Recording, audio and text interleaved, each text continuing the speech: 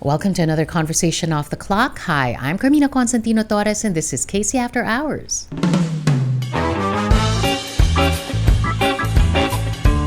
Ha? Yun yung agad na question sa akin, under attack? Parang kami yung ina-atake nung time na yun. Oo.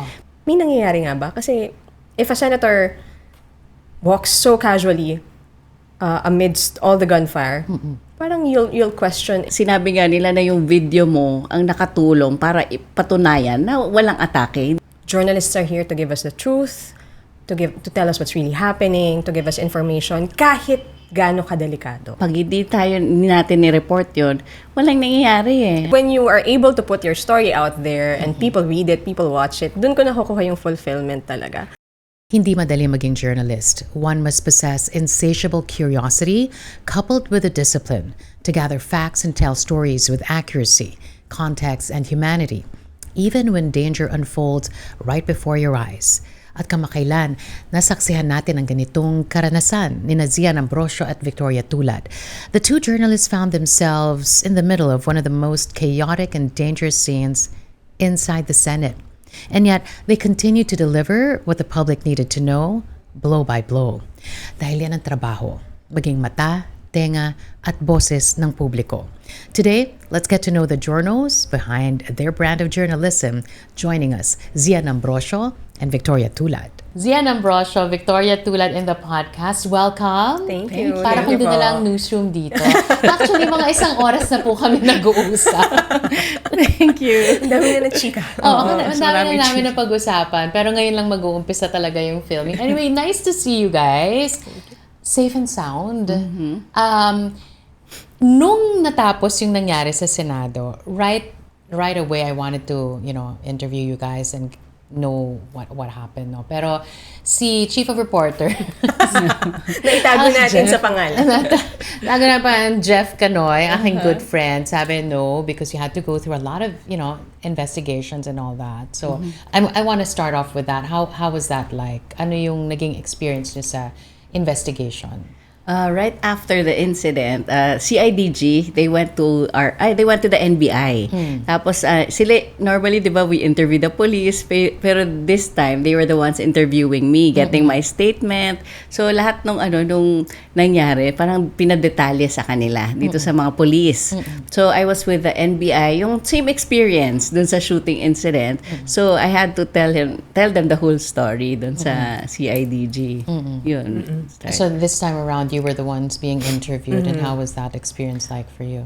Kasi I have a good friend, ombudsman po. So she gave everyone a heads up naman na guys, nag-iimbestiga ang ombudsman, papatawag namin kayo. So the term na ipapatawag namin kayo was kind of nerve-wracking. Kasi parang, what did we do? Baka mamaya may masabi kami na will implicate someone or I don't know, may make the courts call on us as in witnesses na, etc. So, medyo nakakakaba. Pero yung sa ombudsman, madali lang naman po yung naging interview. And then after that, we were also called by the DOJ. This was a bigger group kasi yung ombudsman, dalawa lang kami ni Zian. Tapos sa DOJ, there were 3 from ABS and another from another network. So, we were all sharing naman together. So, that was medyo mas comfortable in a way. Because you were like cooperating with each other? Pero it was a longer process kasi they had so many questions for us. But you guys know the truth. You know what happened. Nung lumalabas na yung mga, syempre propaganda ng iilan, did you ever tell yourself, no, excuse me. Andun kami. I know what happened and what you're saying is a flat-out lie. Ganun ba yung naramdaman mo nun? Yes. Specifically with what Cayetano said na, di ba sinabi niya, the Senate is under attack. Ha? Yun yung agad na question sa akin, under attack? Parang kami yung ina-atake nung time na yun. Because during that time, I was with the NBI, the operating team. Or normally, yun for the inspection lang pala yun during that time. Sa GSIS lang kami. Okay, I have a question with that. Sige. Normally, when you start your day, di ba, you already know yung deployment, Yes. saan ka pupunta.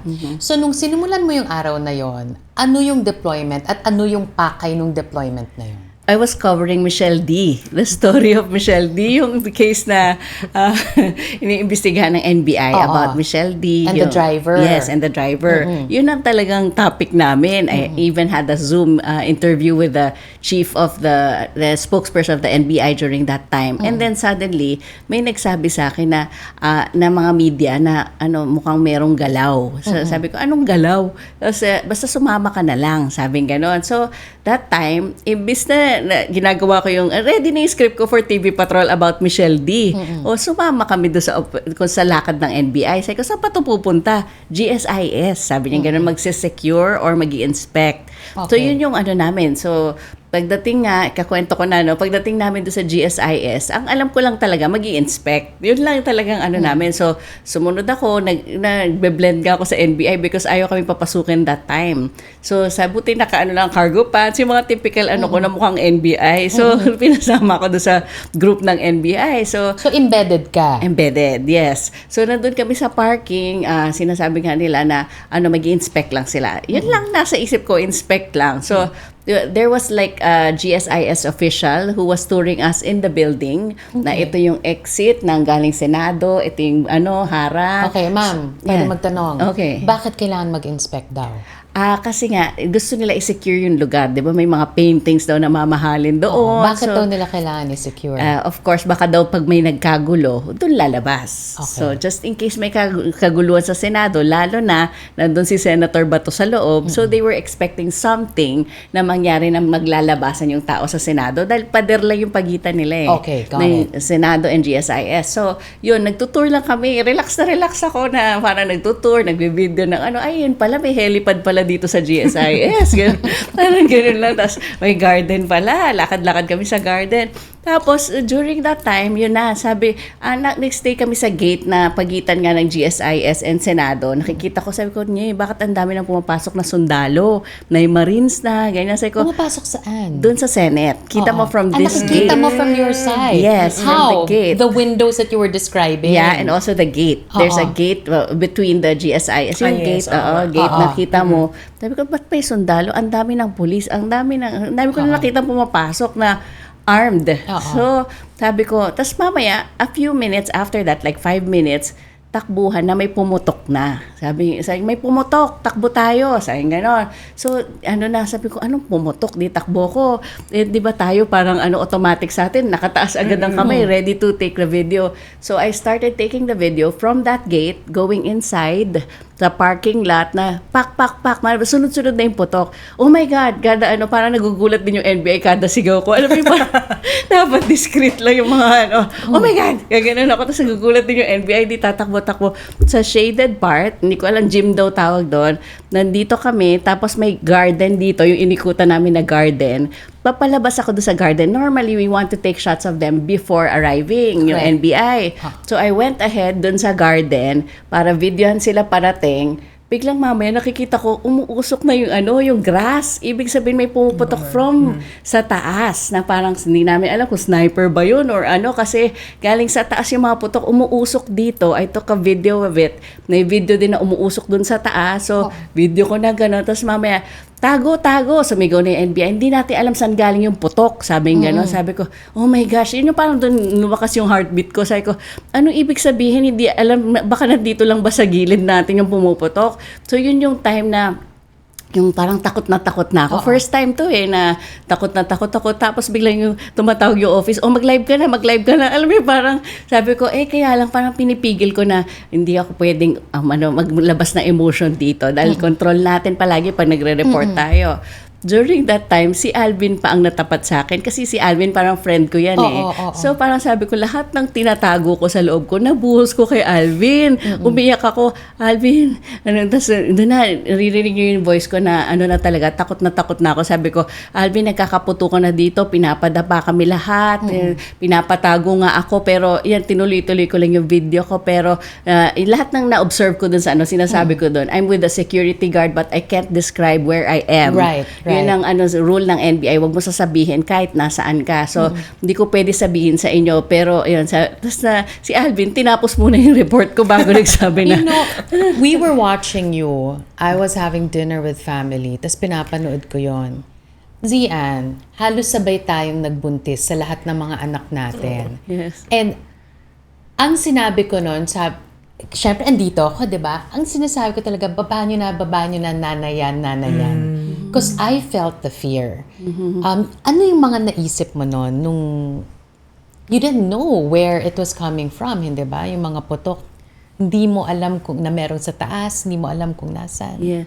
Actually, it was ironic. Normally, we think of our families, di ba? When we marang nasa in danger tayo. Pero during that time, I was still focusing on taking the videos na malaman yung totoo. Ano ba nangyayari dito? Hindi ko maintindihan ano nangyayari. So, kikita mo nagtataasan na yung baril nila, may pumuputok na somewhere. Pero yun ang goal natin eh. Parang gusto ko malaman, saan ba nagagaling? Pareha kami ni Beck. Gusto namin i-trace kung pwede nga hanapin kung sino yung namamaril na yun eh. Pero, sabi ng NBI, atras tayo. Sabing ganon. So, I had to go, basta sa likod ng wall, para nga doon ako nag-selfie balita na required ni Jeff Canoy.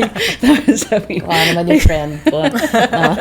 So, nag-selfie balita ko na nandito tayo. Kailangan mo kasi establish kung anong nangyari. So, during that time, hindi ko talaga naisip. Pero, afterwards na, pagdating sa bahay, doon na yung naisip ko, oh my God, paano na yung mga anak ko? Doon lang sa bahay, doon lang na Pero, during that incident, wala talaga. Work lang talaga naisip mo. So during that incident, you were there at the GSIS side.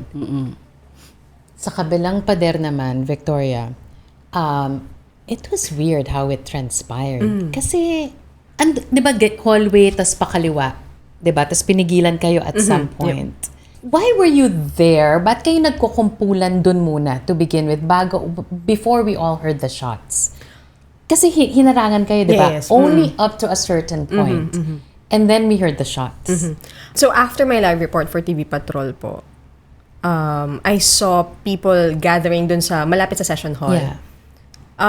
So, syempre, naturally, pupunta ka dun kasi isipin mo anong nangyayari, lalo na you're operating in the context na nandun si Senator Bato sa Senate. So, anytime baka pwedeng damputin. Hulihin. Yes. Tapos, kasi sinabi ni retired General and former Sergeant at Arms Mawa Plasca na may huhulihin sila. So, the more na hindi kami umalis. Sinong nagsabing may huhulihin? Sila. May operation daw sila. Si General Mao. Si General Mao.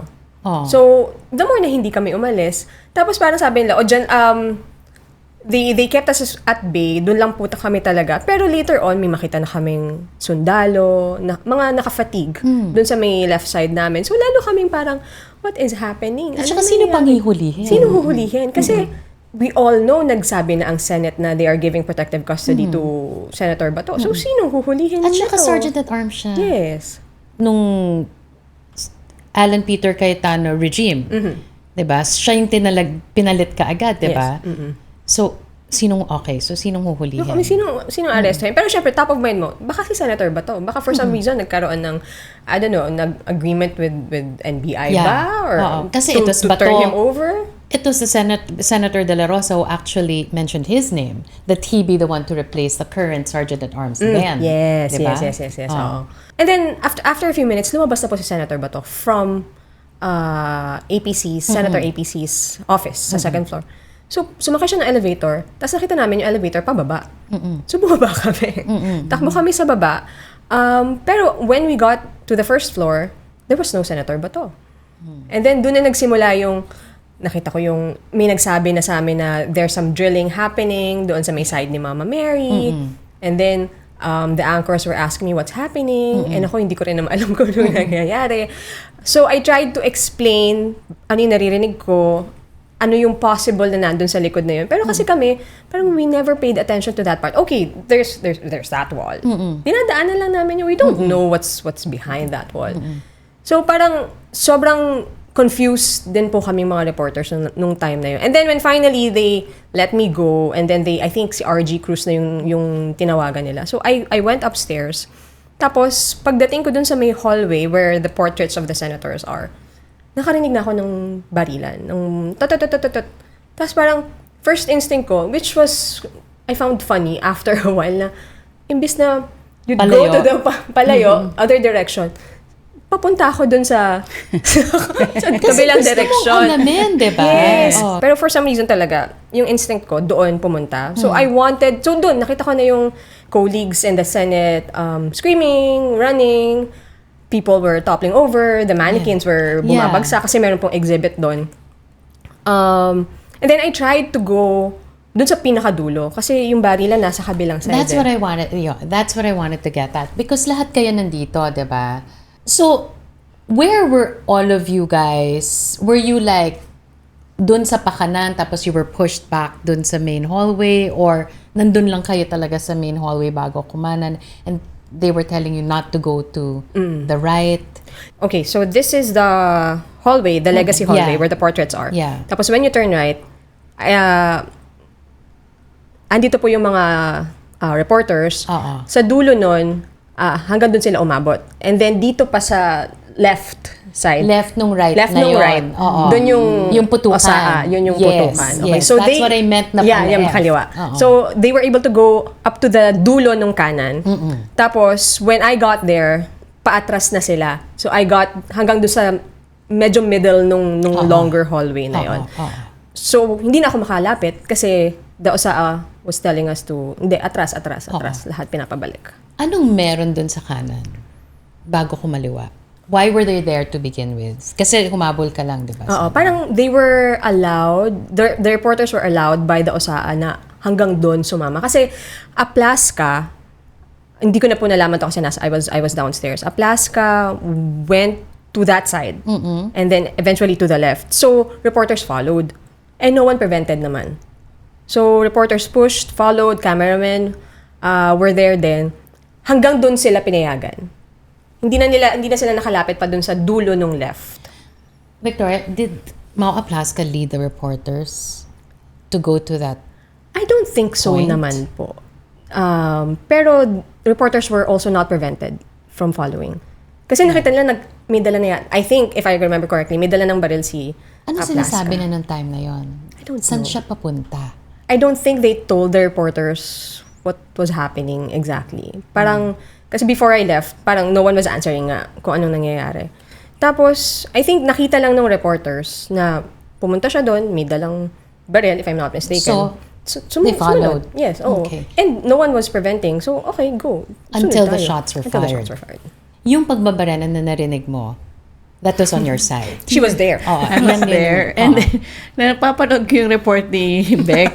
Sabi niya, may nagbabarena, ha? And nandito kami sa kabila, kami nagbabarena. Kasi sana next mo na lang siya. Sana biniber Kaya lang, of course, the script nga NBI. Hindi mo pwede magbigay ng detalye kahit kanino. So, sabi, nagbabarena na dito, hindi natin alam, may sumisilip pa kayo doon sa may Mama Mary. Sabi ko, andito lang yung nagbabarena sa harap ko eh. Yun NBI, tas merong isang taga-GSIS, nagbabarena sila ko. Sabi ko, ano nangyayari? Kasi nagkakagulo na kayo doon. Pero I asked the other reporters and yung isang team doon ng NBI, may nilalak. Yun lang, may nilalak. Okay. Again, yung pagbabarena nangyari before or after the shooting? Before. Before The shooting. yeah. Tapos nakikita mo na yung report niya. Oo, napapanood ko doon sa cellphone lang. Sabi ko, nagpapanik na sila, binabarena. Ay, nandito lang sa... Kasi lumapit ka pa kay Mama Mary, di ba? Paano bang tinatanong ko si Mama Mary? Mama Mary, what is happening? What is what is behind that door, Mama Mary? Okay. So, established natin yung where the shots were fired. Basically, alam mo where it emanated from. Pero yung from above head, Yes, because ano yun? I mean, I don't know if it's been reported, but this is the first time I'm hearing about it. Yeah, di ba sa second floor kayo? Second floor. Sa second floor kasi yung nangyayari. Nandito kami sa baba, yung sa may garden. So, ang nakikita ko talaga, dito sa second floor. Yung pumuputok, sabi ko nga may usok. Kami nandito sa garden. So, papunta dito yung mga putok galing dun sa taas. So, sabi ko... Pero wala naman silang binabarel. Yun na hindi namin alam. Kasi, hindi, nakita mo yung grass. Yes, yung grass. Walang tao doon. Walang tao sa grass. Pero, kung naglakad ako papunta doon, nabaril na yung ulo ko. Kaya Oo sabi nga. ko, Kung namali buti ka na na. lang, yung NBI, pumasok ka dito, pumasok kayo. Kasi, sobrang excited ko nakunan sila paparating. Minsan, hindi mo naiisip na, Yeah. andun na pala yung umuusok. So, at saka sabi nila, galing sa helipad. So, sabi ko, yung pababa, yung ano. Yeah. So, meron daw pataas, may pababa. Kaya sabi, kaya yung line ng NBI, hindi natin alam saan nanggagaling yung putok. Yun ang sabi. But from your vantage point, you were seeing the shots being fired from the second floor Floor. onto the grass. Yes, to the grass. Target, no target. Parang no target eh. Actually, I'm not sure if it's from the second floor, but I saw the smoke coming from the second floor, so most likely doon galing. But they were saying may tao sa helipad, so it's higher. So hindi ko alam saan nanggagaling talaga yung ano. Basta nakikita ko may umuusok sa grass, may umuusok sa taas. Okay. So, same question to you, Victoria, because when Zian heard the phrase "the Senate was under attack," ang sabi niya, when you heard that, kasi kita niya di ba? And presumably the attack was coming from your side of the building. When you heard that the Senate was under attack, was it clear to you then that it wasn't? Not yet. Kasi there was little information po talaga. Even, I think that was the day after, diba? There was little information pa rin about what really happened. So, kaming lahat, ano ba, was that staged? Yung fear ba natin, hindi naman pala dapat natin naramdaman dahil hindi naman pala totoo? Or tama ba na tinry talaga ng NBI na pumasok sa Senate at kunin si Senator De La Rosa? Pero kung ginawa nila yun, paano nila makukuha si Senator De La Rosa? Ang daming osa. So parang ang dami naming questions na even when when former SP Alan Cayetano said that, parang ako, hindi ko rin alam kung ano nga ba talaga. Was it under attack? Or was it all part of a drama? We didn't know when he said that pa. We had no conclusions yet. There was a point though that Senator Robin Hood Padilla, you caught him going up. What was that all about? Kasi he came from the office of former SP Alan. So I wanted to ask, since he is an ally of Senator Bato, if si Senator Bato ba yung inaresto, bakit may barilan? I'm sure he would have known kasi he came from Senator Alan's office. Pero he was very calm. He was Kita very casual. Gumanon pa, di ba? Sabi pa ng isang staff niya, when I asked, "Sir, akit ba kayo?" Sabi ng isang staff niya, "Magme-merienda kami." Huh? So, I don't know. Baka naman, they were actually just really calm people who didn't want to cause panic. Baka naisip ko, syempre, give them the benefit of the doubt. Pero I really thought then na, okay, may nangyayari nga ba? Kasi if a senator walks so casually amidst all the gunfire, parang you'll question if there is really, Clear and present danger. yes, if there is really a threat to the Senate at that time. What is clear to both of you now after all the questions that were asked of you during the investigation? Na hindi kayo mapi-principal's office. Actually, feeling ko yung principal's office tayo. feeling ko rin. Yung first question pa lang kanina. Pasensya. So yung the CIDG interview, ginamit ni Secretary Remulla during his presentation na nandun nga yung mukha ko na nagtago ako behind. Lahat ng kwento ko, ginamit dun sa presentation niya na nagpo-prove na hindi nga under attack ang Senado. So, sinabi nga nila na yung video mo ang nakatulong para ipatunayan na walang atake, hindi ina-atake yung Senado. Kundi, yun nga, warning shot. Yun yung sinabi, di ba, warning shot. Pero, dahil nga, di ba, pinapababa yung baril ng NBI, ni Aplaska. So, bakit mo papababa ang baril ng NBI? Law enforcement to. So, yun ang pinaka-gist ng na mali yung ginagawa ni Aplaska na pinapababa yung baril ng NBI. Law enforcement nga sila. So, yun ang kumbaga, somehow, nagpatunay na hindi under attack yung Senado. And what do you think, how does that underscore, Victoria, the role of journalists, especially in situations like this? Napag-usapan nga rin po namin ni Zian na if there was any good that came out of this, it was the reappreciation of so many people to journalism, to journalists. Kasi marami yung nakalimot na how important journalism is. Pero dito talagang na-highlight na, journalists are here to give us the truth, to tell us what's really happening, to give us information, kahit gaano kadelikado. Kahit na their lives are really at stake. It's a reiteration of how noble the profession is and how vital it is para alam natin kung sino yung dapat maging accountable, kung sino yung dapat nating questionin for irregularities that put people's lives at risk. Lalo na sa panahon ngayon, na, ang daming naglipan, di ba? Naglipa na yung mga tao na nagpapakalat ng misinformation and disinformation because of their loyalty to their principal and sometimes to their own bank accounts. Di ba? Ano ang pagpapatunay na kaiba ang lehitimong journalist sa kanila? Ano ang difference? The truth is, we were there. Yung reaction nga ng mga tao doon nakalagay na, mga vlogger, nasan kayo? Si Victoria at si Zian nandun talaga, umiiyak sila. Talagang pinipilit nila kuhanin para malaman yung totoo, mapakita sa tao yung katotohanan. So yun ang difference natin. Dahil sila, ang dali 'di ba? Kahit wala sila doon, nakakagawa sila ng kwento. Ito, our videos speak about what is really happening. Teka, nandun naman sila Nagla-livestream sila, di ba? Si Victoria ayaw na sumagot. Kasi kino-cover ko sila. Baka mabala ko. Kino-cover mo sila. Hindi siya sasagot dyan.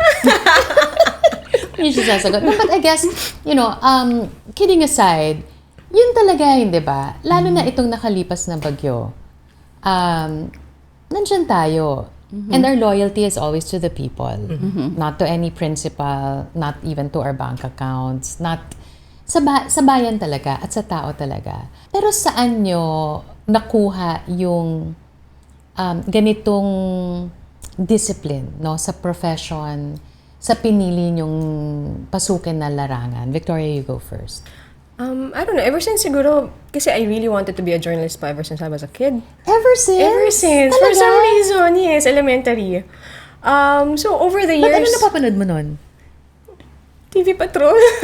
Okay. I don't know why. Pero it started pa with watching TV Patrol, and then eventually there was a journalism club in elementary, and I found out that I liked writing, I liked weaving words.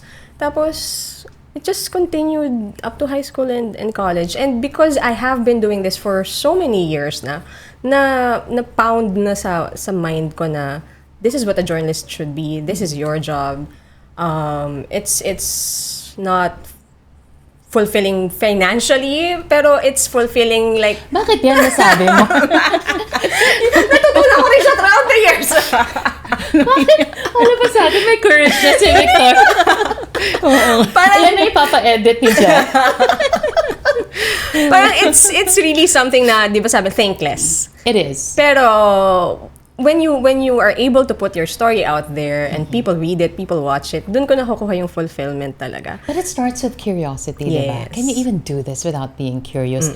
Pupunta ka nga sa putukan, ikaw din pupunta because of the curiosity. Yes. When did you first realize that you had that kind of curiosity within you? I think grade 4. Ang good talaga. Grade 4 talaga. Elementary talaga.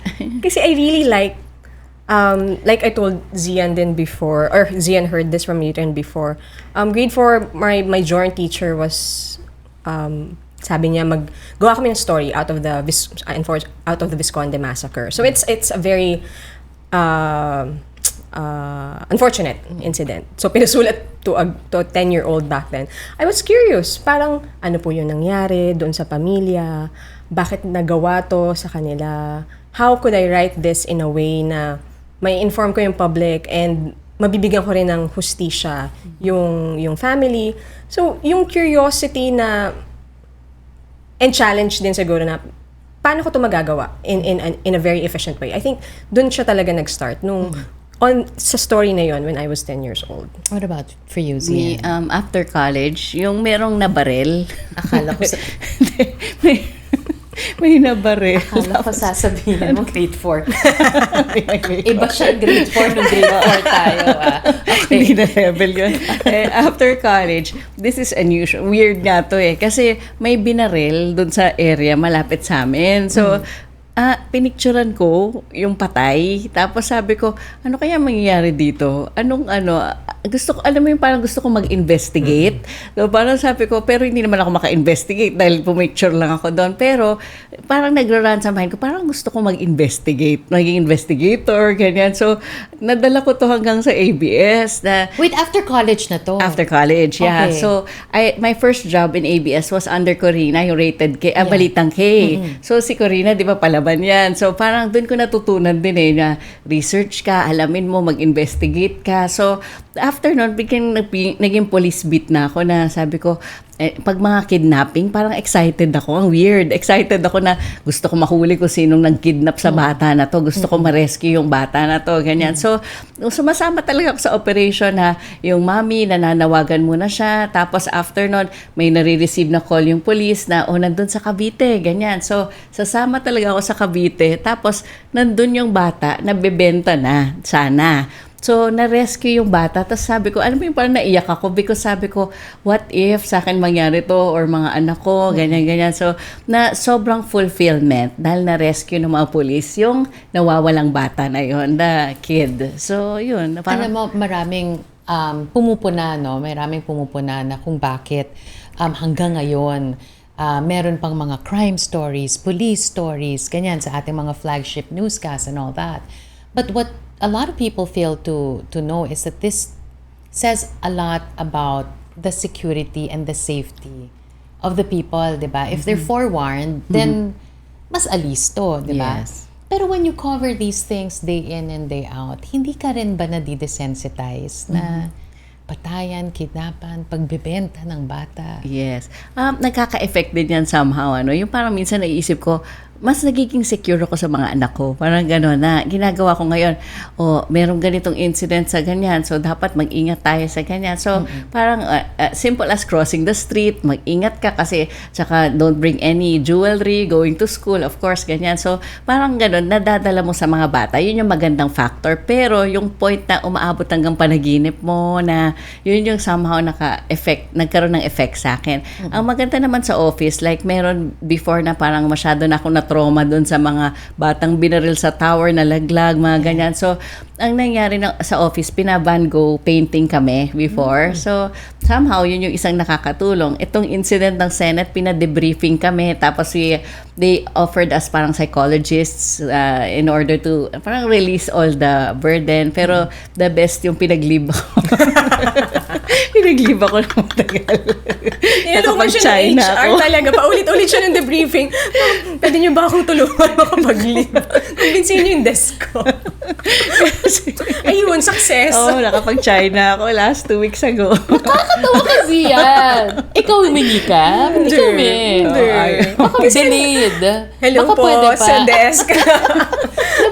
What about you, Victoria? I mean, the political beat, iba, it creeps in, but it's not as, as graphic and as political, as police. Pero yung political, meron siyang effect, and it creeps up on you na paminsan di mo alam kung totoo pa tong Yes. taong ito. Parang it kind of, does it also have an effect on you that it sort of causes disappointment in humanity? And how do you protect yourself and your inner circle? Or hindi mo siya nadadala? These past days in the Senate, parang it has caused, paano ba? Yung parang madidisappoint ka. Tapos you still get disappointed the next day. And then the next day and the next day. So parang it makes me lose then trust minsan in our institutions. Or question, kung hindi naman lose trust, parang question lang din talaga kung para pa ba sa tao, para pa ba sa bayan yung ginagawa ng iba. It makes you desensitize in a way na parang kapag may sinasabi yung isang politiko, parang minsan parang it's PR lang. PR lang. Oo, parang ganon. Hindi mo na alam, minsan alam mong niloloko ka or parang ano ba tawag doon? Palabok, hindi palabok. Parang ano lang, Palamuti. palamuti, parang ganyan. So, pero still, you write about it. You still write about it as objectively as you can, syempre. Pero, personally, parang, minsan, ang hirap na rin lang paniwalaan nung iba. Isn't it such a dream? Tayong tatlo dito na one day, makakapagbalita tayo ng isang magandang storya. Diba? Na wala ng krimen or ay, gumagana. Gumagana. Ay, pinagsisilbihan pala talaga nila tayo. Diba? Yes. Yun naman yung hope. Pero tingin nyo ba that you can succeed in this profession, for as long as you have, without really that genuine care for country? I think mahirap. At one point, you will give up. Talaga. Kasi, sa akin, hindi siya PR. I really want yung stories ng mga marginalized, ng mga nahihirapan talaga, to be out there, for their voices to be heard. Kung hindi man makapagdulot ng change agad, at least may makapukaw ng interest para may gawin tayo amidst all this. Kasi kung hindi natin mahal yung bayan, we wouldn't put our lives at risk. May mga pamilya kaming naghihintay sa atin. So, I think at one point you will develop that passion for others, that love for others, na kahit hindi kayo magkakakilala, pero you want the best for them. Especially kapag nakikita mo na others are benefiting from the system while others are not. When they should be the ones na natutulungan dapat. Because how can you not get affected? The numerous stories have you done, di ba?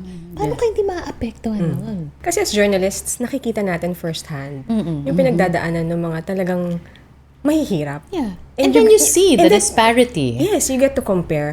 So nakakagalit siya. And it fuels you to ask those questions, to run after those officials para talagang tanungin and ask for accountability. Lalo na kung inconsistent yung mga Someone has yung to mga be answerable for all of nangyayari. this. Oo. Hindi ba? Actually, may I add to that. Yung minsan ganun nga, yung parang, alam mo yung sa mga police, sa NBI, minsan sinasabi nga nila kung hindi pa nami-media, hindi a-action yung police. Totoo yan. Ganon. Totoo So, naman. yun parang tayo yung voice nila, na pag hindi natin ni-report yun, walang nangyayari eh. Pero sabi ng ibang Papalipasin mga na. vloggers, voice din daw sila. Voice din naman. Voice din naman po sila. Pero ang ano kasi, voice of one side kasi. Because when you think about it, we're not card-carrying, board-certified members of a particular sector. Yes. Di ba? Wala. So, wala naman nagsasabi na sa atin lang to, ha? And this is only our right. Walang ganon. So, libre sila. Pero anong pagkakaiba? Bakit pag bagyo wala sila? Bakit pag may sakuna wala sila? At tayo nandun. Yun din po ang tanong ko. Parang bakit hindi tayo, bakit tayo baliktad? Kapag may bagyo tayo yung tumatakbo papunta doon sa baha, tayo yung lumulublob, tayo yung sumusuong sa panganib. When we can live our lives comfortably, nasa bahay lang tayo, bed weather, ganyan. I guess siguro for journalists, aside from we are present, we always also report objectively. Yun yung isang difference natin. Kasi hindi tayo echo chamber ng isang person, ng isang group. Talagang we report what's happening. Gaya po nung barilan, pwede akong nag-conclude na si Senator Bato na yung inaaresto. Pwede akong nag-conclude na the Senate was under attack when I was reporting. Pero hindi. What I kept in mind was kung ano yung nakikita ko. Only what you see. Yes. Kung ano lang yung nare-receive kong information. Hindi sugar-coated, walang anything, wala akong pinupush na any agenda. And there should be no room for speculation. Yes. Pag pinasukan na yan ng spekulasyon, hindi na yan journalism. Ang maganda kasi sa atin, compared dun sa iba, hindi tayo selective. Sa kanila, selective eh. So, sa atin talagang babalanse natin. May side nito, may kabilang side nito, at yung gitna. Yun ang maganda sa atin. Kailangan may 3 sources to confirm and to balance the whole story. Hindi pwede yung isa lang sinabi nito, which is happening now to the vloggers, ganyan. Isang one-sided lang minsan. So, dapat, yun yung maganda. Siguro, kung dalawang side na kinukuha nila, yun ang magiging balanse. Pero this time, yun sa atin talagang required sa atin yun because kailangan lumabas yung katotohanan from both sides. And how do you think the shaping of the truth will progress? The shaping and reporting of the truth will progress in the coming weeks, in the coming years. Ito pa lang nga weeks, araw-araw. Actually, araw-araw hindi na natin maisip kasi paiba-iba, di ba? And everything now is seem to be in preparation for 2028. Yes. Sa 2028, eto na naman tayo. I think it's gonna be so hard.